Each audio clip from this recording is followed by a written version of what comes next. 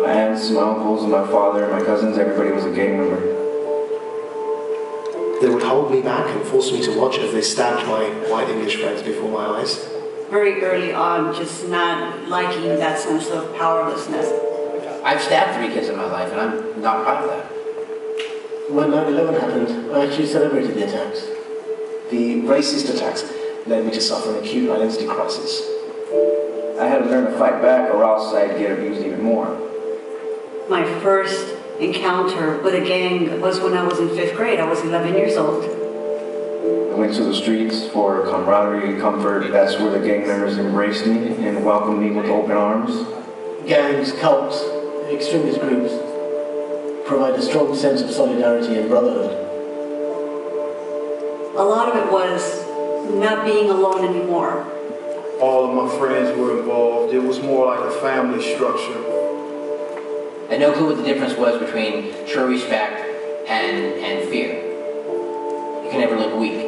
Weakness gets you killed. A lot of fights, a lot of beatings.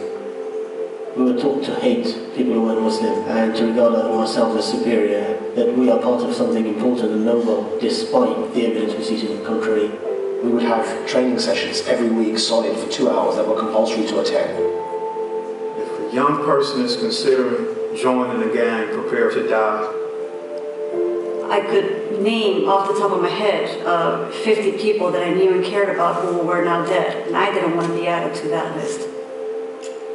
I tried to keep this kid who was from the neighborhood out. He was 14 years old and he was murdered. He's probably the main reason why I do the work that I do now for the past 10 years, helping young kids like that.